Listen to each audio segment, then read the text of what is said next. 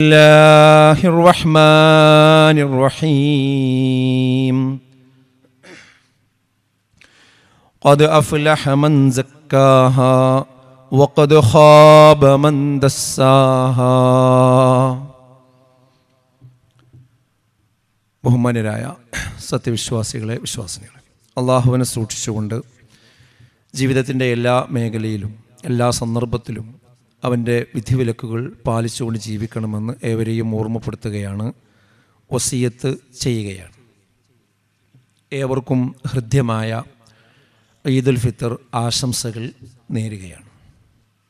നമ്മുടെ നോമ്പും വിശുദ്ധ ഖുർആൻ പാരായണവും മറ്റു ദാനധർമ്മങ്ങളുമെല്ലാം അള്ളാഹു സ്വീകരിച്ച് തക്കതായ പ്രതിഫലം നൽകി അനുഗ്രഹിക്കുമാറാകട്ടെ. മനസ്സിൻ്റെ സന്തോഷമാണ് ഇന്ന് ഈ പെരുന്നാളിൽ നാം അനുഭവിക്കുന്ന സന്തോഷം. മനസ്സ് പാപമുക്തമാകുമ്പോഴാണ് യഥാർത്ഥത്തിൽ സമാധാനമടയുന്നത്. അങ്ങനെ സമാധാനമടയുന്ന ആളുകളാണ് ഇരു ലോകത്തും വിജയിച്ചവരെന്നാണ് വിശുദ്ധ ഖുർആൻ ഓർമ്മപ്പെടുത്തുന്നത്. ഖദ് അഫ്ലഹ മൻ സക്കാഹ. ആര് അതിനെ സംസ്കരിച്ചുവോ അവൻ വിജയിച്ചിരിക്കുന്നു. വഖദ് ഖാബ മൻ ദസ്സാഹ. ആരാണോ അതിനെ കളങ്കപ്പെടുത്തിയത് അവൻ പരാജയപ്പെടുകയും ചെയ്തിരിക്കുന്നു എന്നാണ് വിശുദ്ധ ഖുർആൻ ഓർമ്മപ്പെടുത്തുന്നത്. നാളെ പരലോകത്തും ഈ മനസ്സുള്ളവർക്കാണ്, അഥവാ യാതൊരു പാപവുമില്ലാതെ തിന്മയുമില്ലാതെ ആരോടും അസൂയയും പകയും വിദ്വേഷവും ഒന്നുമില്ലാതെ തെളിച്ചമുള്ള തിളക്കമുള്ള ഒരു മനസ്സുമായി അള്ളാഹുവിൻ്റെ മുമ്പിൽ ഹാജരാകുന്നവർക്കുള്ളതാണ് സ്വർഗം. ഇല്ലാമൻ അത്തല്ലാഹമി ബിഖൽബിൻ സലീം എന്ന് പറഞ്ഞല്ലോ. കൽബിൻ സലീം, സലീമായ ഒരു ഹൃദയത്തോടു കൂടി വരുന്നവർ ഒഴിച്ച് ബാക്കിയുള്ളവർക്കൊക്കെ ശിക്ഷയുണ്ട് എന്നാണ്. അതുകൊണ്ട് തന്നെ ഇന്നത്തെ ദിവസം ഈ പെരുന്നാളിൻ്റെ സന്തോഷം എല്ലാവർക്കും അനുഭവിക്കാൻ കഴിയും. ഈ ഇരിക്കുന്ന പല ആളുകളുടെയും ബന്ധുക്കൾ പലരും ഇന്ന് ഹോസ്പിറ്റലുകളിലായിരിക്കാം. അവരുടെ കൂടെ നിൽക്കുന്ന ആളുകളുണ്ടാവാം. ചില ആളുകൾ പറയും, ഞങ്ങൾക്ക് പെരുന്നാളൊന്നുമില്ല പ്രാവശ്യം, ഒക്കെ ഹോസ്പിറ്റലിലാണ്. ഒരിക്കലും വിശ്വാസികൾ അങ്ങനെ പറയാൻ പാടില്ല. നമ്മൾ മനസ്സ് ഈ റമളാൻ മാസത്തിൽ നമ്മൾ കഴുകി വൃത്തിയാക്കിയിട്ടുണ്ട് എങ്കിൽ ആ മനസ്സിൻ്റെ സംതൃപ്തി ഏത് ഹോസ്പിറ്റലിൽ ഇരുന്നു കൊണ്ടും നമുക്ക് അനുഭവിക്കാൻ പറ്റും. അതാണ് സന്തോഷം. ഈ ഈദ്ഗാഹിൽ വന്നിട്ടും നമ്മൾ നമ്മുടെ മനസ്സ് കഴുകാതെയാണ് വന്നിരിക്കുന്നതെങ്കിൽ, എല്ലാവരും നോമ്പ് നോറ്റപ്പോൾ നമ്മളും നോമ്പ് നോറ്റു, എല്ലാവരും തറാവീഹിന് പോയപ്പോൾ നമ്മളും തറാവീഹിന് പോയി, അങ്ങനെ ഒരു യാന്ത്രികമായിട്ടാണ് ഈ റമളാൻ മാസം കഴിച്ചു കൂട്ടിയത് എങ്കിൽ ഇവിടെ വന്നിരുന്നു എന്നുള്ളത് കൊണ്ട് നമുക്ക് സമാധാനമൊന്നും ഉണ്ടാവില്ല. ഇവിടെ ഇരിക്കുമ്പോഴും നമ്മുടെ മനസ്സിൽ ഇങ്ങനെ വല്ലാതെ ടെൻഷൻ അടിച്ചുകൊണ്ടിരിക്കുമ്പോൾ എഴുന്നേറ്റ് പോയാലുള്ള കാര്യങ്ങൾ ആലോചിച്ചാൽ നമുക്ക് എന്ത് ചെയ്യില്ല, ഒരിക്കലും സമാധാനം കിട്ടൂല. അപ്പം മനുഷ്യൻ്റെ മനസ്സിൻ്റെ സമാധാനമാണ് യഥാർത്ഥത്തിൽ സമാധാനമെന്ന് പറയുന്നത്. അല്ലാതെ ഭൗതികമായ വിഭവങ്ങളും കൊട്ടാരങ്ങളും ഒന്നും ഉണ്ടായിട്ട് യാതൊരു കാര്യമില്ല. വലിയ പ്രശസ്തിയും അതുപോലെ തന്നെ മണിമാളികകളും ഫാം ഹൗസുകളും ഒക്കെ ഉണ്ടായിരുന്ന ഒരുപാട് ആളുകൾ പലപ്പോഴും ജീവിതത്തിൻ്റെ അവസാനത്തിൽ ആത്മഹത്യ ചെയ്യുന്ന ആളുകളായിട്ട് നമുക്ക് പത്രമാധ്യമങ്ങളിലൂടെ വായിക്കാൻ കഴിയുന്നുണ്ട്. അവർക്ക് എന്താ ഇല്ലാത്തത്? എല്ലാം ഉണ്ട്. ഈ മനുഷ്യൻ്റെ മനസ്സിൻ്റെ സമാധാനവും സ്വസ്ഥത ഇല്ലാത്തതുകൊണ്ടാണ്. അതുകൊണ്ട് ഈ റമളാനിൻ്റെ സന്തോഷം, പെരുന്നാളിൻ്റെ സന്തോഷം എന്നൊക്കെ പറയുന്നത് നമുക്ക് നമ്മുടെ മനസ്സ് കഴുകുമ്പോൾ കിട്ടുന്ന ഒരു സന്തോഷമാണ്. റസൂലുള്ളാഹി സ്വല്ലല്ലാഹു അലൈഹി വസല്ലം പറഞ്ഞു, ലിസ്വാഇമി ഫർഹത്താനി യഫ്റഹുമ. നോമ്പുകാരൻ രണ്ട് സന്തോഷമുണ്ട്. ആ രണ്ട് സന്തോഷം ഏതൊക്കെയാണ്? ഇദാ അഫ്തറ ഫരിഹ ബിഫിത്രിഹി. ഒന്ന് നോമ്പ് തുറക്കുമ്പോഴുള്ള സന്തോഷമാണ്. വൈദാ ലഖിയ റബ്ബഹു ഫരിഹ ബിസൗമിഹി. രണ്ടാമത്തത് ഇതിൻ്റെ കൂലി വാങ്ങാൻ വേണ്ടി നാളെ പരലോകത്ത് റബ്ബിനെ കണ്ടുമുട്ടുമ്പോഴുള്ള സന്തോഷമാണ്. ഈ രണ്ടാമത്തെ സന്തോഷം എല്ലാവർക്കും കിട്ടിക്കൊള്ളണം എന്നില്ല. ഒന്നാമത്തെ സന്തോഷം നോമ്പ് നോറ്റവർക്കൊക്കെ കിട്ടും, കിട്ടിക്കഴിഞ്ഞു. രണ്ടാമത്തത് കിട്ടുക ആർക്കേ ഉള്ളൂ വെച്ചാൽ ഈ നോമ്പിൻ്റെ വിശുദ്ധി മരണം വരെ നമ്മൾ കാത്തു സൂക്ഷിക്കുന്നുവെങ്കിൽ മാത്രമേ നാളെ പരലോകത്ത് ഇതിൻ്റെ പ്രതിഫലം വാങ്ങുമ്പോൾ റബ്ബിൻ്റെ അടുക്കൽ നിന്നുള്ള സന്തോഷം നമുക്ക് കിട്ടുള്ളൂ. അള്ളാഹു അതിനുള്ള തൗഫീക്ക് നമുക്ക് എല്ലാവർക്കും നൽകി അനുഗ്രഹിക്കുമാറാകട്ടെ. ഈ വിശുദ്ധിയുള്ള മനസ്സോടുകൂടി നമുക്ക് മരണപ്പെട്ടു പോകാൻ സുഹൃത്തുക്കളെ സാധിക്കണം. അതിനെന്ത് വേണം? കാര്യത്തെ മാത്രം കണ്ടതുകൊണ്ട് കാര്യമില്ല, നമ്മുടെ കാരണങ്ങളെ കൂടി നമ്മൾ ചികിത്സിക്കേണ്ടതുണ്ട്. ഇപ്പോൾ നമ്മൾ പലരും പല തെറ്റുകുറ്റങ്ങളും ഈ റമളാനിൽ ഒഴിവാക്കിയിട്ടുണ്ടാവും. പക്ഷെ ആ തെറ്റിനെ മാത്രമാണോ നമ്മൾ ഒഴിവാക്കിയത്?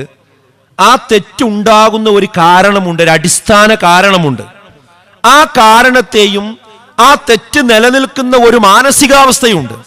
ആ മാനസികാവസ്ഥയെയും കൂടി ചികിത്സിക്കാൻ കഴിഞ്ഞവർക്ക് മാത്രമേ ഈ ഒരു സമയത്ത് സന്തോഷം നിലനിർത്തുവാനും മരണം വരെ ഈ വിശുദ്ധി കാത്തു സൂക്ഷിക്കാനും കഴിയുള്ളൂ. ഒരു കുട്ടി ഉമ്മയുടെ ഒക്കത്തിരുന്ന് ശക്തമായി കരഞ്ഞുകൊണ്ടിരിക്കുന്നു. ആ കുട്ടി വിശന്നിട്ടാണ് കരയുന്നത്. പക്ഷെ വിശന്ന് കരയുന്ന കുട്ടിക്ക് ആ കരച്ചിൽ നിർത്തണമെങ്കിൽ കളിപ്പാട്ടം കൊടുത്തത് കൊണ്ട് പ്രത്യേകിച്ച് കാര്യമൊന്നുമില്ല. കളിപ്പാട്ടം കൊടുത്താൽ തൽക്കാലം കരച്ചിൽ അവിടെ അവസാനിക്കും, വീണ്ടും കരച്ചിൽ തുടങ്ങും. ആ കരച്ചിൽ അവസാനിക്കണമെങ്കിൽ എന്ത് വേണം?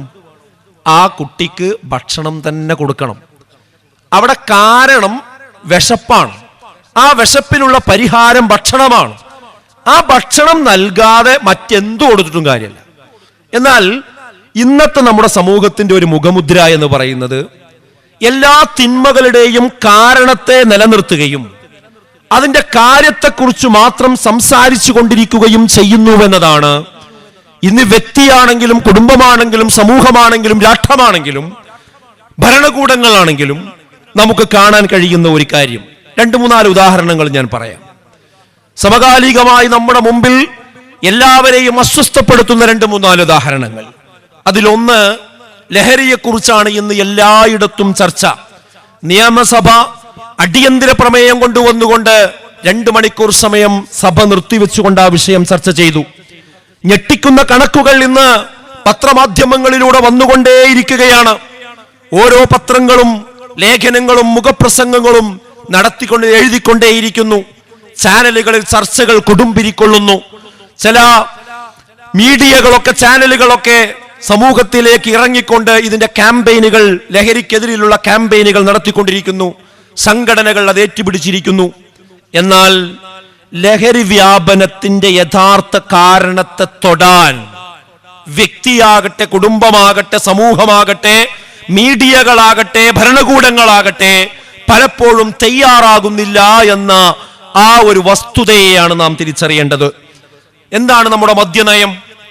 മയക്കുമരുന്ന് തടയാൻ മറ്റുള്ള മദ്യങ്ങൾ അനുവദിക്കണമെന്നാണ് നമ്മൾ മദ്യനയമായി സ്വീകരിച്ചിരിക്കുന്നത്. അതിപ്പോ എവിടെ എത്തി?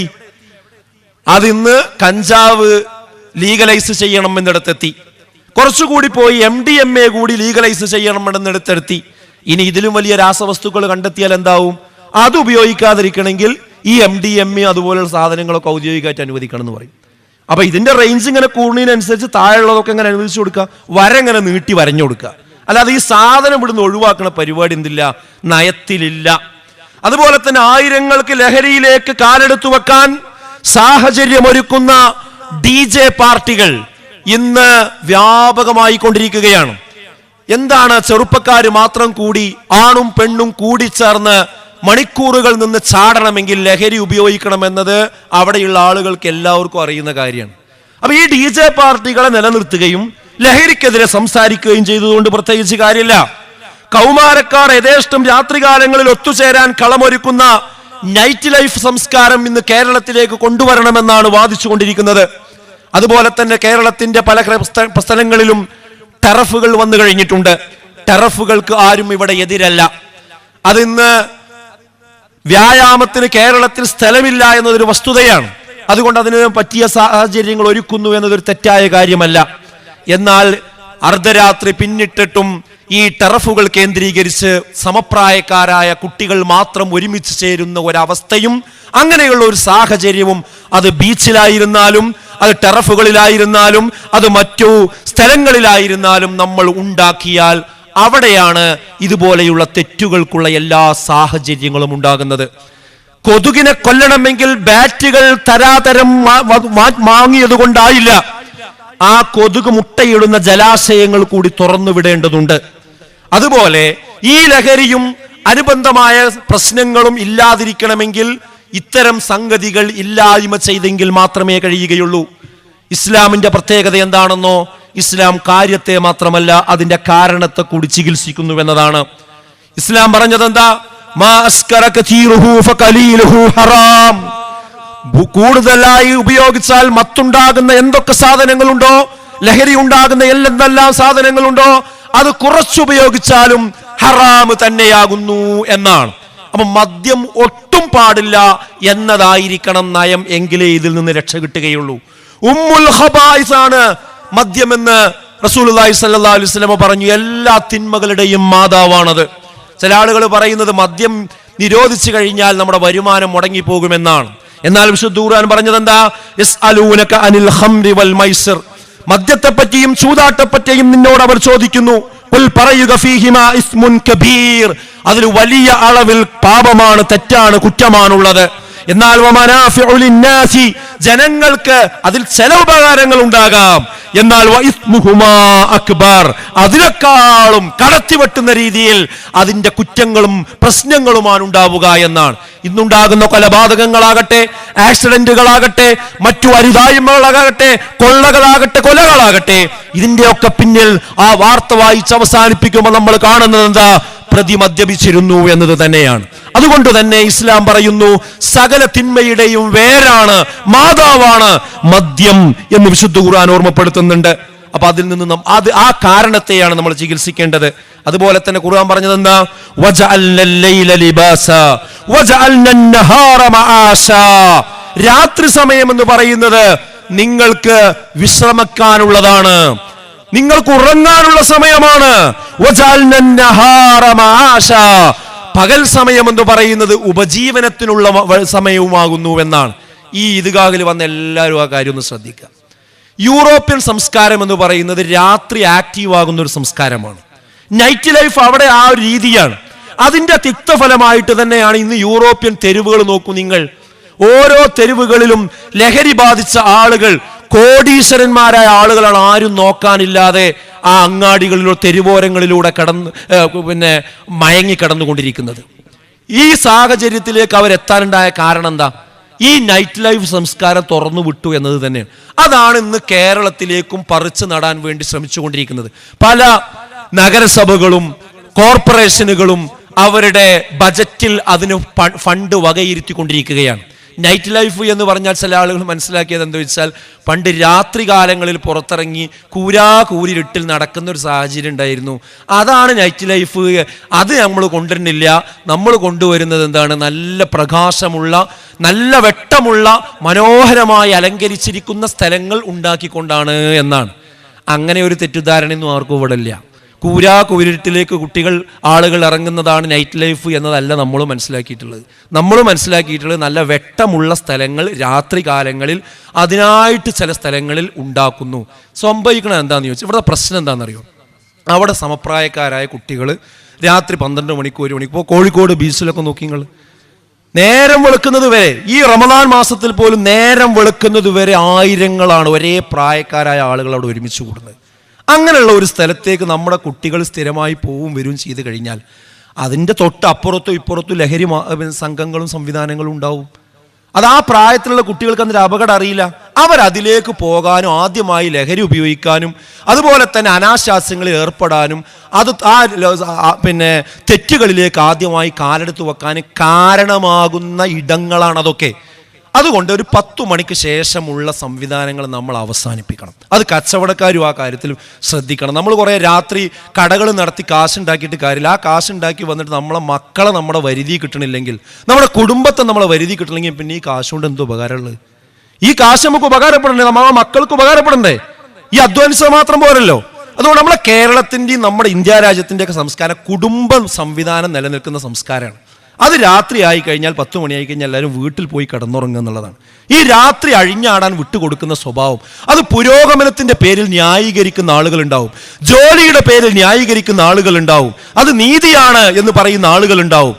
എന്നാൽ ഒരു കാര്യം മനസ്സിലാക്കുക, ഇത്തരമൊരു സാഹചര്യം ഉണ്ടാക്കിയ നാടുകളെ കുറിച്ചൊക്കെ ഒന്ന് പഠിച്ചിട്ട് വേണം ഈ കാര്യങ്ങളിലേക്ക് നമ്മൾ കാലെടുത്ത് വെക്കാൻ. അപ്പോൾ ഇതിൻ്റെ കാരണങ്ങളെ കൂടി നമ്മൾ മനസ്സിലാക്കേണ്ടതുണ്ട്.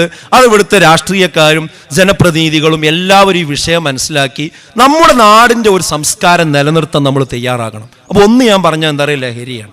അതിൻ്റെ അടിസ്ഥാന വേരറുക്കാതെ ഈ വിഷയത്തിന് പരിഹാരം നമുക്കുണ്ടാവില്ല. രണ്ടാമത്തത് നമുക്കറിയാം, പ്രണയ കൊലപാതകങ്ങളാണ്. അതിനെക്കുറിച്ച് നമ്മൾ വിലപിച്ചുകൊണ്ടേയിരിക്കുന്നു അല്ലേ? എന്നാൽ അതോടൊപ്പം എന്ത് ചെയ്യുന്നുണ്ട്? ലിവിങ് ടുഗദറിനെ പ്രോത്സാഹിപ്പിക്കുകയും ചെയ്യുന്നു.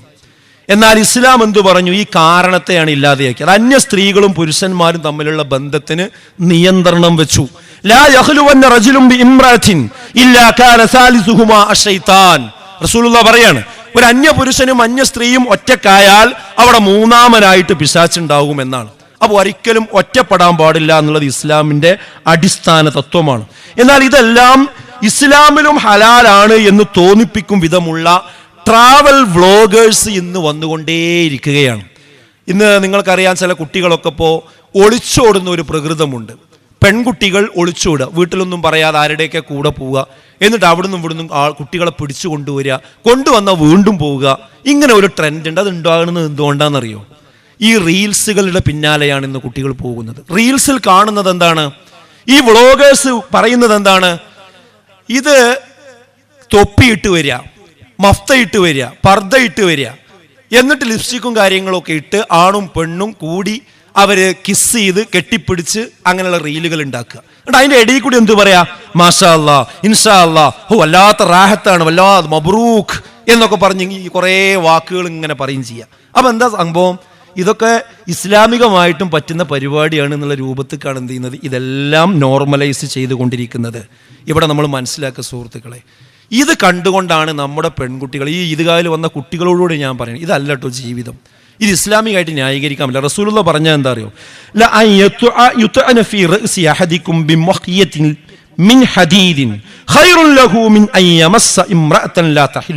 എന്നാണ്. ഒരു അന്യ പുരുഷനെ അല്ലെങ്കിൽ അന്യ സ്ത്രീയെ നിങ്ങൾ തൊടുന്നതിനേക്കാളും നിങ്ങൾക്ക് നല്ലത് എന്താന്ന് ചോദിച്ചാൽ ഒരാണി തലക്ക് അടിച്ചു കയറ്റലാണ്. അത്രക്ക് കുറ്റകരമായി പറഞ്ഞാണ് പരസ്പരം സ്പർശിക്കാൻ പാടില്ല. എന്ത് വ്യവസ്ഥയെന്നുള്ളത്? ബോയ് ഫ്രണ്ടാണ് ഗേൾ ഫ്രണ്ടാണ് പറഞ്ഞ് തോള് പിടിച്ച് നടക്കുന്നൊരവസ്ഥയിലുള്ളത്. എവിടേക്കാണ് നമ്മുടെ മക്കൾ പോയിക്കൊണ്ടിരിക്കുന്നത്? നിങ്ങളൊന്ന് ആലോചിച്ച് നോക്കൂ. അപ്പൊ ഇത്തരം സാഹചര്യങ്ങൾ അവിടെ നിലനിർത്താൻ പാടില്ല. ഈ പ്രണയ കൊലപാതകങ്ങൾ ഉണ്ടാകുന്നത് ഇങ്ങനെയുള്ള വഴികളിലൂടെയാണ്. എൻ്റെ പെൺമക്കളോട് എനിക്ക് പറയാനുള്ളത്, നിങ്ങൾ കാണുന്നില്ലേ, പ്രണയിച്ചുകൊണ്ട് കൂട്ടിക്കൊണ്ടുവന്ന പെൺകുട്ടിയുടെ തലക്കടിച്ചു കൊന്നത് നിങ്ങൾ കാണുന്നില്ലേ? കഴുത്തറുത്തു കൊല്ലുന്നത് നിങ്ങൾ കാണുന്നില്ലേ? ഒരു രസത്തിനും ഒരു വൈബിനും വേണ്ടി ഒന്നിച്ചു നടന്ന് അവസാനം ഗർഭിണിയായി ആ ഗർഭം ആരും അറിയാതെ ഏതെങ്കിലും ബാത്റൂമിൽ പോയി പ്രസവിച്ച് ആ നവജാത ശിശുവിനെ കുപ്പത്തൊട്ടിയിലേക്ക് വലിച്ചെറിയുന്ന രംഗങ്ങൾ നിങ്ങൾ കാണുന്നില്ലേ? ജ്യൂസിൽ വിഷം കലർത്തിക്കൊണ്ട് കാമുകനെയും കാമുകളെയും പരസ്പരം അങ്ങോട്ടും ഇങ്ങോട്ടും കൊല്ലുന്ന സംഭവങ്ങൾ നമ്മൾ കാണുന്നില്ല? ഇതൊക്കെ കണ്ടിട്ട് മക്കളെ നിങ്ങൾ എന്താ പഠിക്കാത്തത്? എവിടേക്കാണ് നമ്മൾ ഇറങ്ങിപ്പോണത്? ആരുടെ കൂടെയാണ് നമ്മൾ ഇറങ്ങിപ്പോണത്? ഈ മരണക്കണികളിലേക്കാണോ നമ്മൾ ഓരോരുത്തരും ആലോചിക്കേണ്ടതാണ്. അതുപോലെ മൂന്നാമതായി നമുക്ക് കാണാൻ പറ്റും സാമ്പത്തിക കുറ്റകൃത്യങ്ങൾ, ആത്മഹത്യകൾ ഇന്ന് വർദ്ധിച്ചുകൊണ്ടിരിക്കുന്നു. അതിനെക്കുറിച്ച് നമ്മൾ വിലപിച്ചുകൊണ്ടിരിക്കുന്നു. എന്നാൽ അതിന്റെ അടിസ്ഥാന കാരണങ്ങളെ തൊടാൻ പലപ്പോഴും പലർക്കും കഴിയുന്നില്ല. എന്താ കാരണം? ഒന്ന് പലിശയാണ്, മറ്റൊന്ന് യഥേഷ്ടം കടം വാങ്ങുന്ന രീതിയാണ്. ആർഭാട ജീവിതം അവസാനിപ്പിക്കാൻ പലർക്കും കഴിയുന്നില്ല. വിവാഹമൊക്കെ ഇന്ന് കടം വാങ്ങിക്കൊണ്ട് ആധാരം പണയം വെച്ചുകൊണ്ട് വളരെ ആർഭാടപൂർവമാണ് പലരും വിവാഹം നടത്തിക്കൊണ്ടിരിക്കുന്നത്. എത്ര ചടങ്ങുകളാണ് അല്ലേ? മെഹന്തി, മറ്റത് മറിച്ചത് എന്ന് പറഞ്ഞിട്ട് ഒരുപാട് രീതിയിലുള്ള മഞ്ഞ കല്യാണം എന്നൊക്കെ പറഞ്ഞ് ഒരുപാട് കല്യാണങ്ങൾ. ആ കല്യാണത്തലേന്ന് വലിയ പടക്കം പൊട്ടിയിരിക്കുക. മാന്യന്മാരായ ആളുകൾക്ക് കല്യാണ സദസ്സിലേക്ക് കയറി ചെല്ലാൻ പേടി തോന്നുന്ന ഒരു സാഹചര്യം. എന്താണ് അവിടെ സംഭവിക്കുക? എപ്പോഴാണ് കരണ്ട് പോവുക? എപ്പോഴാണ് പല്ലക്ക് വരിക? എപ്പോഴാണ് ബ്രേക്ക് ഡാൻസ് ഉണ്ടാവുക? എപ്പോഴാണ് കൂക്കിവിളി ഉണ്ടാവുക എന്നൊന്നും പറയാൻ കഴിയാത്തൊരു സാഹചര്യം. ഇങ്ങനെയൊക്കെയുള്ള ഒരു സാഹചര്യം ഒരു ഭാഗത്തുണ്ടാകുന്നു. എന്താ ഖുർആൻ പറഞ്ഞത്? വലാ തുബദ്ദിർ തബ്ദീറാ ഇന്നൽ മുബദ്ദിരീന. എന്താണ്? അമിതമായി ധൂർത്ത് കാണിക്കുന്ന ആളുകൾ കാനൂ ഇഖ്വാന ശയാതീൻ, അവർ പിശാചിന്റെ സഹോദരങ്ങളാണ് എന്നാണ്. നിങ്ങൾ ആലോചിച്ചു എത്ര ഗുരുതരമാണ് വിശുദ്ധ ഖുർആൻ പറഞ്ഞത്. അപ്പൊ ഇതിനെ നമ്മൾ ഈ പലിശയെയും ആർഭാട ജീവിതത്തെയും, ഇപ്പൊ അറിയപ്പെടുന്ന ഒരു കൊലപാതകം തിരുവനന്തപുരത്ത് വെച്ച് നടന്നു. ഒരു വീട്ടിലെ 5ഓളം ആളുകളെ ആ കുടുംബത്തിലെ ഒരു വ്യക്തി തന്നെ തലക്കടിച്ചു കൊന്നിരിക്കുകയാണ്. കുറച്ച് ആൾക്കാരോട് പകണ്ടായിട്ടാണ് കൊന്നത്, വേറെ കുറച്ച് ആൾക്കാരോട് സ്നേഹം കൂടിയിട്ടാണ് കൊന്നതെന്ന് പറയുന്നത്. എന്താണ് ഇതൊക്കെ ഒന്ന് ആലോചിച്ച് നോക്കി. അതിന്റെ കാര്യം തന്നെ അവലോകനം ചെയ്യുമ്പോൾ നമ്മൾ മനസ്സിലാക്കണത് എന്താ? ആ കുടുംബത്തിൽ ആർക്കൊക്കെ കടണ്ട്, എന്തൊക്കെ ഉണ്ട് എന്ന് പരസ്പരം ആർക്കും ഒരു പിടുത്തമല്ല അല്ലേ? ഇങ്ങനെയുള്ള ഒരു സാഹചര്യം നമ്മുടെ കുടുംബങ്ങളിലും കാര്യങ്ങളിലും വരാൻ പാടില്ല. ആർഭാട ജീവിതത്തിന് കാശുണ്ടാക്കാൻ വേണ്ടി നടക്കുമ്പോഴാണ് പലപ്പോഴും സംഭവങ്ങൾ ഉണ്ടാകുന്നത് എന്നാണ് അതിൽ നിന്നൊക്കെ നമുക്ക് മനസ്സിലാകുന്നത്. അപ്പൊ നമ്മൾ ഇതൊക്കെ മനസ്സിലാക്കി ഇതിന് മാറി നടക്കാൻ നമ്മൾ തയ്യാറാകണം. അതുപോലെ തന്നെ നാലാമത്തെ ഒരു കാര്യമാണ് എന്ത്? കുട്ടികളുടെ അഡിക്ഷൻ ഇന്ന് ഗെയിമിന് അടിമയായിക്കൊണ്ടിരിക്കുന്നു. എല്ലാവരുടെയും ബേജാറാണത്. കുട്ടികളിൽ അക്രമവാസന പെരുകിക്കൊണ്ടിരിക്കുന്നു. ആ മൊബൈൽ ഒന്ന് വാങ്ങി വെച്ചാൽ പാത്രങ്ങൾ എടുത്ത് കുട്ടികൾ എറിഞ്ഞുകൊണ്ടിരിക്കുന്നു. ഞാൻ കിണറ്റിൽ ചാടുമെന്ന് പറയുന്നു, ഞാൻ ബിൽഡിങ്ങിന്റെ മുകളിൽ കയറി താഴേക്ക് ചാടുമെന്ന് പറയുന്നു. അങ്ങനെ ആത്മഹത്യ ചെയ്യുന്ന മക്കളെയും നമ്മൾ കണ്ടുകൊണ്ടിരിക്കുന്നു. ഇങ്ങനെയുള്ള ഒരു അഗ്നിപർവ്വതത്തിന് മുകളിലാണ് ഇന്ന് പല കുടുംബങ്ങളും കഴിഞ്ഞുകൊണ്ടിരിക്കുന്നത്. ഇവിടെയും തന്നെ ഇതിന്റെ അടിസ്ഥാന കാരണത്തെ നമുക്ക് തൊടാൻ നമുക്ക് പലപ്പോഴും കഴിയുന്നില്ല. ഇവിടെ ഉമ്മമാര് വന്നിട്ടുണ്ടല്ലോ, ഞാൻ അവരോട് പറയാണ്, എന്താ അതിന്റെ അടിസ്ഥാന കാരണം? 2.5 വയസ്സും 3 വയസ്സും 3.5 വയസ്സുള്ള കുട്ടി മൊബൈലിന് അടിമയാകുന്നത് എങ്ങനെയാണ്? ഭക്ഷണം കൊടുക്കാൻ വേണ്ടി ഒക്കത്ത് വെച്ച് തൽക്കാലം ആ ഭക്ഷണം ഒന്നും വായിക്കാകാൻ വേണ്ടിയിട്ട് എന്ത് ചെയ്യുക? ഈ മൊബൈലിൽ റീൽസ് കാണിച്ചു കൊടുക്കുക. ഇതാരാ കാണിച്ചു കൊടുക്കുന്നത്? ആദ്യം അയൽവാസിയല്ല, നാട്ടുകാരല്ല, അവന്റെ സുഹൃത്തുക്കളല്ല, ഏതൊരു ഉദരത്തിലാണോ ആ കുഞ്ഞ് പിറന്നത് ആ ഉമ്മയാണ് ഇത് ആദ്യം കാണിച്ചു കൊടുക്കുന്നത്. ഈ റീൽസിന്റെ, ഈ വയലൻസിന്റെ എല്ലാവിധ ക്രൂരകൃത്യങ്ങളും കാണുന്ന സിനിമകളിൽ വരുന്ന ആ വയലൻസിന്റെ രംഗങ്ങൾ ഉള്ള ഭാഗങ്ങൾ, അങ്ങനെയുള്ള പാട്ടുകൾ, അങ്ങനെയുള്ള രംഗങ്ങളിലേക്ക് കുട്ടികൾ എത്തുന്നതിന്റെ ബാലപാഠമായി ആരാണ് നിന്നുകൊടുക്കുന്നത്? ഉമ്മമാരെ, നമ്മളല്ലേ? നിങ്ങൾ ആലോചിച്ച് നോക്കൂ.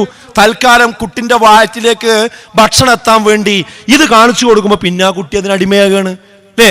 ബാർബർ ഷാപ്പിൽ മുടി വെട്ടാൻ വേണ്ടി ഇരുന്ന കുട്ടിക്ക് ഇങ്ങനെ കളിച്ചുകൊണ്ടിരിക്കുക, കരഞ്ഞുകൊണ്ടിരിക്കുക. റീൽസ് കാണിച്ചു കൊടുത്താൽ കുട്ടി അനങ്ങാതാണ്ടിരിക്കും. എന്തിനും റീൽസ് കാണിച്ചു കൊടുക്കുക എന്നുള്ളതാണ്. ഇത് ഈ നമ്മളെ കുട്ടികളെയും കൊണ്ടേ പോകുള്ളൂ എന്ന് നമ്മൾ ആലോചിക്കണം. അപ്പൊ എന്താ ആ സമയത്ത് അത് കൊടുക്കരുത് സുഹൃത്തുക്കൾ. അങ്ങനെ കൊടുത്ത് ശീലിപ്പിച്ചാൽ പിന്നെ നിങ്ങൾക്കത് വാങ്ങാൻ കഴിയില്ല. അപ്പൊ ഈ മൊബൈലിനെ നമുക്ക് നിയന്ത്രിക്കാൻ കഴിയണം. ഇപ്പൊ ഞാൻ ഈ പറഞ്ഞതിന്റെ ഒക്കെ അടിസ്ഥാനം എന്താ പറയുക? അവസാനം ഇതൊക്കെ പൈശാചികമായ അവസ്ഥയിലേക്കാണ് ഈ പ്രശ്നങ്ങളൊക്കെ കൊണ്ടുപോകുന്നത്. എല്ലാത്തിൻ്റെയും കാരണം ശൈത്താന്റെ വഴിയിലേക്ക് അവസാനം എത്തുന്നു എന്നുള്ളതാണ്. അതുകൊണ്ടാണ് വിചിത്രമായ കുറ്റകൃത്യങ്ങൾ ഇന്ന് കേരളത്തിൽ ആവർത്തിച്ചു കൊണ്ടിരിക്കുന്നത്. എല്ലാവരും പത്രം വായിക്കുമ്പോൾ ഞെട്ടിക്കൊണ്ടിരിക്കുകയാണ്. ഓരോ ദിവസവും ഉച്ചക്കും വൈകുന്നേരം അങ്ങനെ ഞെട്ടിക്കൊണ്ടിരിക്കുകയാണ്. എന്നിട്ട് കാരണം എല്ലാവരും പത്രം വെച്ചിട്ട് പറയാണ്, വാർത്ത കണ്ടിട്ട് പറയാണ്, എന്താ നമ്മളെ കേരളത്തിന് പറ്റി, എന്താ ഇങ്ങനെയൊക്കെ ചെയ്യണത് മനുഷ്യന്മാർ? എന്നാ കേട്ടോളൂ എന്താ അതിന്റെ കാരണം. ഒന്ന് ലഹരിയല്ലേ പറഞ്ഞത്? ലഹരി ആരിൽ നിന്നാ? പിശാചിൽ നിന്നുള്ള മ്ലേച്ഛമായ പ്രവൃത്തിയാണത്. പ്രണയക്കുരുക്കുകളോ?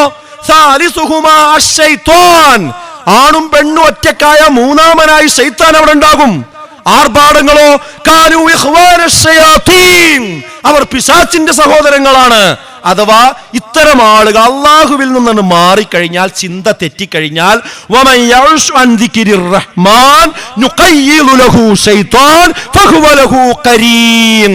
അവൻ അള്ളാഹു എന്ത് ചെയ്യും? പിശാചിനെ കൂട്ടാളിയായി നിശ്ചയിച്ചു കൊടുക്കും. പിന്നെ അവന്റെ സുഹൃത്ത് പിശാചായിരിക്കുന്ന, പിന്നെ അവൻ ചെയ്യുന്ന എല്ലാ കാര്യവും ശൈത്താനാണ് അവനെ ഡ്രൈവ് ചെയ്യാൻ. അത് ശൈത്താൻ ഡ്രൈവ് ചെയ്യുമ്പോഴാണ് സ്വന്തം മാതാവിന്റെ കഴുത്ത് അവൻ അറുക്കുന്ന ഒരവസ്ഥയുണ്ടാകുന്നത്. ശൈത്താന്റെ വലയിൽ പെടുന്നത് കൊണ്ടാണ് സ്വന്തം കുടുംബാംഗങ്ങളെ ആമർ കൊണ്ട് അടിച്ചു കൊല്ലാനും കൊന്നതിന് ശേഷം ഈ നിമിഷം വരെ അതിൽ മനസ്താപമില്ലാത്തൊരവസ്ഥയും ഒരു വ്യക്തിക്കുണ്ടാകുന്നത്.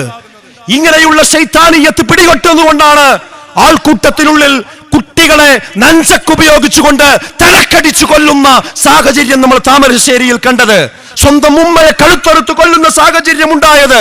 പാലക്കാട് നെന്മാറയിൽ മുടി നീളമുള്ള വ്യക്തിയാണ് എന്റെ കുടുംബം കലക്കുന്നത് എന്ന് പറഞ്ഞ് കൂട്ടത്തോടുകൂടി ആളുകളെ കൊല ചെയ്യുന്ന അവസ്ഥയുണ്ടാകുന്നത്.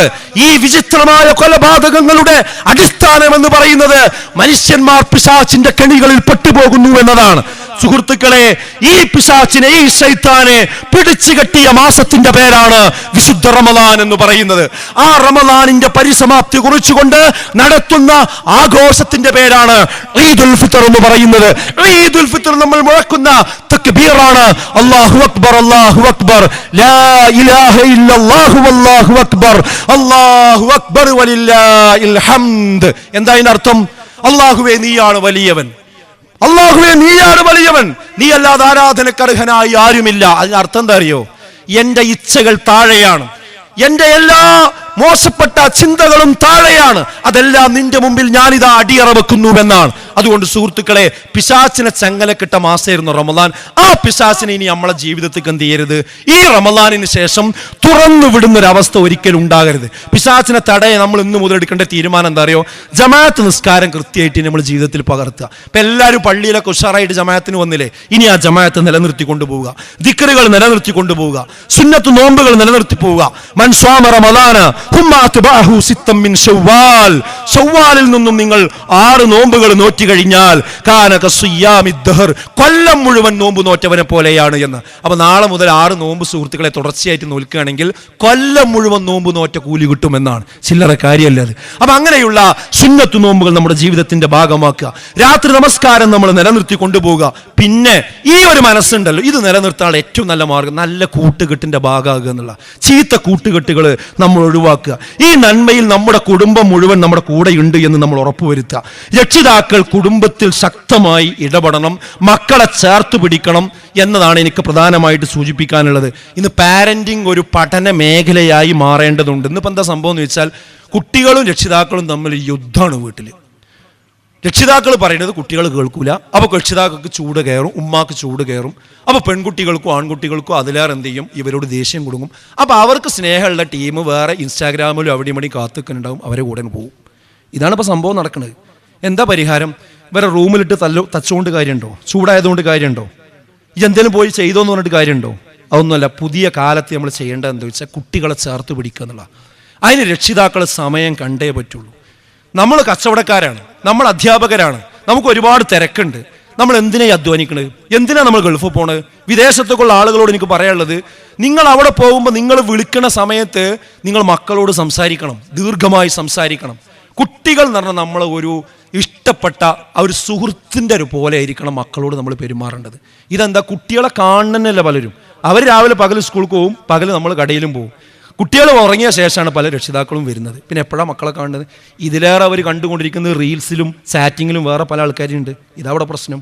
ഈ പ്രശ്നം പരിഹരിക്കണമെങ്കിൽ നമ്മൾ നമ്മുടെ മക്കളുമായി ഹൃദയബന്ധം ഉണ്ടാവുക എന്നത് വളരെ പ്രധാനപ്പെട്ട ഒരു വിഷയമാണ്. സമയം അവരോടൊപ്പം ചെലവ്. ഇനിയിപ്പോൾ വെക്കേഷനാണ് വരാനുള്ളത്, ഏപ്രിൽ മെയ് മാസമാണ്. ഈ വെക്കേഷൻ നല്ലൊരു ടൈം ടേബിൾ നമ്മൾ വീടുകളിൽ ഉണ്ടാക്കണം. എന്നിട്ട് കുട്ടികളും നമ്മളും തമ്മിൽ നല്ലൊരു യോജിപ്പോടുകൂടി മുന്നോട്ട് പോകണം.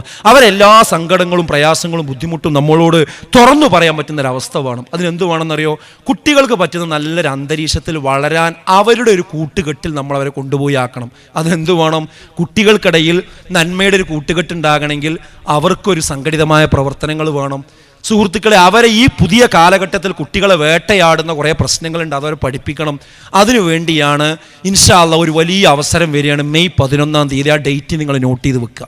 മെയ് 11-ാം തീയതി നമ്മുടെ അടുത്ത പ്രദേശമായ പെരിന്തൽമണ്ണയിൽ വെച്ചുകൊണ്ട് പുതിയ കാലഘട്ടത്തിൽ നമ്മുടെ കുട്ടികൾ അനുഭവിക്കുന്ന പ്രശ്നങ്ങൾക്കുള്ള പരിഹാരം കൃത്യമായി പഠിപ്പിച്ചു കൊടുക്കുന്ന ഒരു വലിയ സംഗമത്തിന് വേദിയാവുകയാണ്. വിസ്ഡം സ്റ്റുഡൻസ് ഒരുക്കുന്ന അതിൻ്റെ കോൺഫറൻസ് നടക്കാൻ പോവുകയാണ്. എന്തിനാണ് പെരിന്തൽമണ്ണയിൽ ഒരുമിച്ച് കൂടുന്നത്? വെർച്വൽ വേൾഡിനപ്പുറം യാഥാർത്ഥ്യ ലോകത്തെ നമ്മുടെ മക്കൾക്ക് പരിചയപ്പെടുത്തി കൊടുക്കാൻ, ലഹരിയോട് എന്നേക്കും നോ പറയാനുള്ള ഒരു കരുത്ത് നമ്മുടെ കുട്ടികൾക്ക് ഉണ്ടാക്കി കൊടുക്കാൻ, മാതാപിതാക്കളെ പ്രായമാകുമ്പോൾ വൃദ്ധസദനത്തിലേക്ക് തള്ളുകയല്ല, അവരെ ചേർത്ത് പിടിക്കുകയാണ് എൻ്റെ കടമ എന്ന് നമ്മുടെ മക്കൾക്ക് ബോധമുണ്ടാക്കി കൊടുക്കാൻ. ആരും കാണാതെ ബാഗിൽ വെച്ച ലഹരിയും ആരും അറിയാതെ താൻ കൊണ്ടു നടക്കുന്ന അവിഹിത ബന്ധങ്ങളും കതക് കുറ്റിയിട്ട് കൂട്ടുകാരനെ റാഗിങ്ങിന്, ക്രൂരമായ റാഗിങ്ങിന് വിധേയമാക്കുന്നതും എല്ലാം അറിയുന്ന ഒരു അള്ളാഹുവുണ്ട് എന്ന ഒരു ഓർമ്മ അവന്റെ മനസ്സിൽ ഉണ്ടാക്കുകയും എല്ലാ തെറ്റുകുറ്റങ്ങളിൽ നിന്നും അവനെ തിരിച്ചു കൊണ്ടുവരികയും ചെയ്യുവാനുള്ള ഒരു കാഴ്ചപ്പാട് പകർന്നു കൊടുക്കാൻ, കാതടപ്പിക്കുന്ന സംഗീതത്തിലും വർണ്ണാഭമായ റീൽസുകളിലും വൈബ് കണ്ടെത്തുന്ന കുട്ടികൾക്ക് ആത്മീയ അന്തരീക്ഷത്തിൽ അച്ചടക്കത്തോടെ ജീവിക്കുന്ന ഒരു വലിയ വിഭാഗം വിദ്യാർത്ഥികൾ ഇവിടെയുണ്ടെന്ന് അറിയാനും അവരിൽ ഒരാളായി മാറാനുമുള്ള അവസരമൊരുക്കാനാണ് ഇൻഷാ അല്ലാഹ് മെയ് 11-ാം തീയതി പെരിന്തൽമണ്ണയിൽ ആ വിദ്യാർത്ഥികളുടെ ഒരു മഹാസാഗരം നമ്മൾ തീർക്കുന്നത്. നമ്മുടെ മക്കൾ അവിടെ ഉണ്ട് എന്ന് ഉറപ്പുവരുത്തുക. ഈ ഈദ്ഗാഹിലുള്ള ഓരോരുത്തരും നമ്മൾ ഉറപ്പുവരുത്തുക, എൻ്റെ കുട്ടി പഠിക്കുകയാണ്, അവൻ പരീക്ഷയാണ്, അവന് തിരക്കാണ്, അവനെതിരൊന്നും വരാൻ നേരല്ല എന്ന് പറഞ്ഞ് നമ്മൾ എവിടെയെങ്കിലും അവരെ കൊണ്ടുപോയി ആക്കിയിട്ടുണ്ടെങ്കിൽ അവർക്ക് ഇതിനെ നേരമില്ലാത്തുള്ളൂ. അവർക്ക് ഏതെങ്കിലും പാർട്ടികൾക്ക് പോകാൻ നേരമുണ്ട്, അവർക്ക് സൽക്കാരത്തിന് പോകാൻ നേരമുണ്ട്, അവർക്ക് ടൂറ് പോകാൻ നേരമുണ്ട്, എല്ലാത്തിനും നേരമുണ്ട്. പക്ഷേ ധാർമ്മികമായ കാര്യങ്ങൾ പറയുന്ന ഒരിടത്തിലേക്ക് വിളിച്ചാൽ മാത്രം അവർക്ക് വരാൻ നേരമില്ല. അങ്ങനെ നമ്മൾ അതിനെ വിട്ടുകൊടുക്കുകയാണെങ്കിൽ അവസാനം വരെ ആ ഹോസ്റ്റലിൽ നിന്ന് ഇറക്കി കൊണ്ടുവരുമ്പോൾ വല്ല സിംഹത്തിനും കയറിട്ട് കൊണ്ടുവരുന്ന മാതിരി കൊണ്ടുവരേണ്ടി വരും. താടി മുടിയൊക്കെ ഒരു 10,000 രൂപയായി. അതിൻ്റെ വാപ്പയാണോ ഉമ്മയാണോ എന്ന് മനസ്സിലാകാത്തൊരു ജന്തുവിനെ കൊണ്ട് പോരേണ്ടി വരും. നമുക്കൊരു ജന്തുവിനല്ല ആവശ്യം, നമുക്കൊരു മനുഷ്യനെയാണ് ആവശ്യം. നമുക്ക് നമ്മളെ സ്നേഹിക്കുന്ന ഒരു കുട്ടിനെയാണ് ആവശ്യം. പടച്ചോനെ പേടിലൊരു മകനെയാണ് ആവശ്യം. നമുക്ക് ഡോക്ടർമാർ വേണം, നമുക്ക് എഞ്ചിനീയർമാർ വേണം, നമുക്ക് നല്ല ബിസിനസ്മാൻമാർ വേണം. പക്ഷെ പടച്ചോനെ പേടിയുള്ള ഡോക്ടറാകണം, പടച്ചോനെ പേടിയുള്ള എഞ്ചിനീയർ ആകണം, പടച്ചോനെ പേടിയുള്ള മക്കളാകണം. ആ രീതിയിലേക്ക് നമ്മുടെ കുട്ടികളെ വാർത്തെടുക്കാൻ സുഹൃത്തുക്കളെ ഈ സന്ദർഭങ്ങൾ നമ്മൾ ഉപയോഗപ്പെടുത്തുക. അങ്ങനെയുള്ള കൂട്ടുകാരോടൊപ്പം കുട്ടികളെ നമ്മൾ ബന്ധിപ്പിച്ചു കൊടുക്കുക. അതല്ലാതെ ഇവനൊന്നിലുമില്ല എന്നും പറഞ്ഞ് നടന്നാൽ പിന്നെ അവസാനം ഒന്നിലും ഉണ്ടാവില്ല, ഒരു ദീനീ ബോധത്തിലും ഉണ്ടാവില്ല. അപ്പോൾ ആ കാര്യം നമ്മൾ ശ്രദ്ധിക്കുക. എല്ലാ തിരക്കും കഴിഞ്ഞ് ഒന്നിനും നമുക്ക് സമയം കിട്ടൂല. തിരക്കില്ലാത്തൊരു ലോകത്തേക്ക് നമ്മളെല്ലാവരും യാത്ര പോകേണ്ടി വരും. ഏത് സമയത്തും സുഹൃത്തുക്കളെ നമ്മൾ മരിക്കുക. ഇപ്പോൾ ഈ റമദാൻ തുടങ്ങിയിട്ട് എത്ര ആളുകൾ നമ്മളിൽ നിന്ന് മരണപ്പെട്ടു പോയി. അവർക്കൊക്കെ അല്ലാഹു അവരുടെ ഖബറിടം വിശാലമാക്കി കൊടുക്കുമാറാകട്ടെ. എത്ര ആളുകൾ ആക്സിഡൻറ്റിൽ പെട്ടു. ഇന്നിങ്ങോട്ട് ഇറങ്ങിയ സമയത്ത് വീണിട്ട് ഹോസ്പിറ്റലിൽ പോയ എത്ര ആൾക്കാരുണ്ട്. നമ്മളൊന്ന് ആലോചിച്ച് നോക്കി. ഇതുപോലെ എപ്പോഴാണ് പടച്ചോ നമ്മളെ ഈ ലോകത്തു നിന്ന് എടുത്തു കൊണ്ടുപോകുമെന്ന് പറയാൻ കഴിയും. ഇന്ന് വലിയ പ്രശ്നങ്ങൾ സംഭവിച്ചുകൊണ്ടിരിക്കുക. അറ്റാക്ക്, അതേപോലെ തന്നെ സ്ട്രോക്ക് ഇന്ന് വ്യാപകമായി കൊണ്ടിരിക്കുകയാണ്. ഇവിടുന്ന് ഒരു മനുഷ്യൻ എഴുന്നേറ്റാൽ വണ്ടിക്ക് കയറുന്ന ഉറപ്പ് പറയാൻ നിർവാഹമല്ല, മലന്നാണ് കിടക്കേണ്ടി വരും. അതിന് മുമ്പ് സുഹൃത്തുക്കളെ നമ്മൾ പടച്ചോൻ്റെ അടുക്കാൻ നമ്മൾ തയ്യാറാകണം. അള്ളാഹ്ക്ക് സമയം കൊടുക്കാൻ നമ്മൾ തയ്യാറാകണം. ഖുൽ ഇന്നൽ മൗതല്ലദീ തഫിറൂന മിൻഹു ഫഇന്നഹു മുലാഖീകും സുമ്മ തുറദ്ദൂന ഇലാ ആലിമിൽ ഗൈബി വശഹാദ ഫയുനബ്ബിഉകും ബിമാ കുൻതും തഅമലൂൻ. നിശ്ചയമായും മരണമെന്ന് പറയുന്നത് നിങ്ങൾ ഏതൊരു മരണത്തിൽ നിന്നാണോ ഓടിയകലുന്നത് അത് നിങ്ങളെ കണ്ടെത്തുക തന്നെ ചെയ്യും. ദൃശ്യവും അദൃശ്യവും അറിയുന്ന അള്ളാഹുവിലേക്ക് നമ്മൾ മടങ്ങും. നമ്മൾ ചെയ്തത് മുഴുവൻ അള്ളാഹുവിൻ്റെ മുമ്പിൽ എന്ത് ചെയ്യും? നമ്മൾ കാണിച്ചു, നമ്മൾ കാണേണ്ടി വരുന്നുള്ള അനുഭവിക്കേണ്ടി വരും. അതുകൊണ്ട് സുഹൃത്തുക്കളെ ആ പരലോകത്ത് സ്വർഗം നമുക്ക് കിട്ടണം. സ്വർഗം കിട്ടണമെങ്കിലേ ഈ റമദാനിൽ നമ്മൾ നേടിയെടുത്ത നന്മ നമ്മൾ നിലനിർത്തണം. ഈ നന്മയൊക്കെ നിലനിർത്തണമെങ്കിൽ എന്ത് വേണം?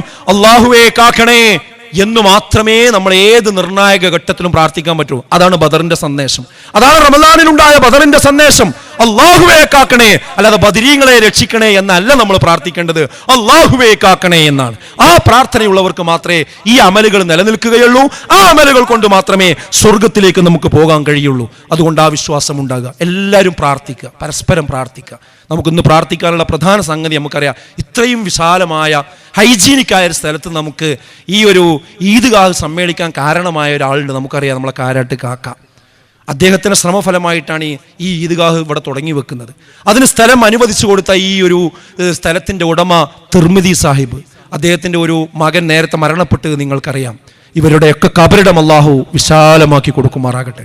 അവർക്കൊക്കെ ജന്നാത്തുൽ ഫിർദൗസ് നൽകി അനുഗ്രഹിക്കുമാറാകട്ടെ. അതുപോലെ തന്നെ വളരെ കാലം ഇതിനോടൊപ്പം നമ്മുടെ മുഹമ്മദ് സാഹിബ്, ടൈലർ മുഹമ്മദ് സാഹിബ്, അള്ളാഹു അദ്ദേഹത്തിന് സ്വർഗം നൽകി അനുഗ്രഹിക്കുമാറാകുമാറാകട്ടെ. അതുപോലെ നമുക്കറിയാം ഇന്ന് ലോകത്തിൻ്റെ വിവിധ ഭാഗങ്ങളിൽ നമ്മളൊക്കെ ഇവിടെ വളരെ സന്തോഷത്തോടു കൂടി ഇരിക്കുകയാണ്. ഒസയിൽ ആ മക്കൾ ഇന്ന് ഈദ്ഗാഹിൽ ഇരിക്കുന്നത് എവിടെ അറിയോ? കൂമ്പാരങ്ങൾക്ക്, കോൺക്രീറ്റ് കൂമ്പാരങ്ങൾക്ക് ഇടയിലാണ്. അവിടെ ഇരിക്കുമ്പോൾ തന്നെ വീണ്ടും മിസൈലുകൾ വന്ന് തലയിൽ പതിയുമോ എന്ന ബേജാറിലാണ് അവർ കഴിഞ്ഞുകൊണ്ടിരിക്കുന്നത്. അള്ളാഹു അവർക്ക് നിർഭയത്വം നൽകുമാറാകട്ടെ. എല്ലാവിധ പ്രയാസങ്ങളിൽ നിന്നും ആ നാടിനെ അള്ളാഹു രക്ഷപ്പെടുത്തുമാറാകട്ടെ. അവരെ പ്രയാസപ്പെടുത്തുന്നവരെ അള്ളാഹു പരാജയപ്പെടുത്തുമാറാകട്ടെ. അതുപോലെ തന്നെ നമുക്കറിയാം നമ്മുടെ രാജ്യത്ത് വഖഫ് ബില്ല് പാസ്സാക്കുന്ന പ്രൊസീജിയറുകളിലാണുള്ളത്. നമ്മൾ അള്ളാഹുവിൻ്റെ പ്രീതി കാംക്ഷിച്ചുകൊണ്ട് നൽകിയ ആ ദാനങ്ങൾ, സ്വത്തുക്കൾ, അത് മുസ്ലിമീങ്ങൾക്ക് മാത്രം കൈകാര്യം ചെയ്യേണ്ടത് വഖഫ് ബോർഡ് കൈകാര്യം ചെയ്യേണ്ടതാണ്. ആ അധികാരം ഇന്ന് കലക്ടർമാർക്ക് എടുത്തു കൊടുക്കുന്ന അതിദയനീയമായൊരു നിർണായകമായ ഘട്ടത്തിലാണ് നമ്മളുള്ളത്. എല്ലാവരും പ്രാർത്ഥിക്കണം. നമ്മുടെ ആരാധനയ്ക്ക് വേണ്ടി നമ്മുടെ മുൻഗാമികൾ വഖഫ് ചെയ്ത ഭൂമി കൃത്യമായി സംരക്ഷിച്ച് നിലനിർത്തുവാനുള്ള തൗഫീക്ക്, അതിനുള്ള എല്ലാ വഴികളും അള്ളാഹു നമുക്ക് തുറന്ന് നൽകുമാറാകട്ടെ എന്ന് പ്രത്യേകം പ്രാർത്ഥിക്കുകയാണ്. അതുപോലെ തന്നെ നമ്മുടെ കൂട്ടത്തിൽ മരണപ്പെട്ടു പോയ ഒരുപാട് ആളുകളുണ്ട്. അവരുടെയൊക്കെ ഖബറിടം അല്ലാഹു വിശാലമാക്കി കൊടുക്കുമാറാകട്ടെ. നമ്മുടെ കൂട്ടത്തിൽ രോഗം കൊണ്ട് കഷ്ടപ്പെടുന്ന എല്ലാവർക്കും അല്ലാഹു സമ്പൂർണ്ണമായ ശമനം നൽകി അനുഗ്രഹിക്കുമാറാകട്ടെ. അതുപോലെ ഉപജീവന മാർഗത്തിന് പ്രയാസപ്പെടുന്ന ധാരാളം ആളുകളുണ്ട്. വിദേശത്തു നിന്ന് മടങ്ങി വന്ന ആളുകൾ ഇപ്പോൾ എന്ത് ചെയ്യണമെന്ന് അന്തം വിട്ട് നടക്കുന്ന ആളുകളുണ്ട്. അവർക്കൊക്കെ മഴീശത്തിനുള്ള വഴി അള്ളാഹു അവരുടെ മുമ്പിൽ വിശാലമാക്കി കൊടുക്കുമാറാകട്ടെ.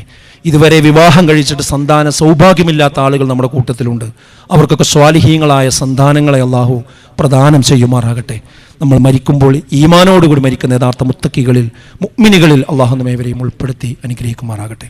അല്ലാഹുമ്മ ഗ്ഫിർ ലിൽ മുഅ്മിനീന വൽ മുഅ്മിനാത്ത് വൽ മുസ്ലിമീന വൽ മുസ്ലിമാത്ത് الأحياء منهم والأموات إنك مجيب الدعوات يا قاضي الحاجات ربنا اصرف عنا عذاب جهنم إن عذابها كان غراما ربنا هب لنا من أزواجنا وذرياتنا قرة أعين واجعلنا للمتقين إماما اللهم أجرنا من النار اللهم أجرنا من النار اللهم أجرنا من النار اللهم أعز الإسلام والمسلمين وأذل الشرك والمشركين ربنا تقبل منا إنك أنت السميع العليم وتب علينا إنك أنت التواب الرحيم ربنا آتنا في الدنيا حسنة وفي الآخرة حسنة وقنا عذاب النار آمين يا أرحم الراحمين.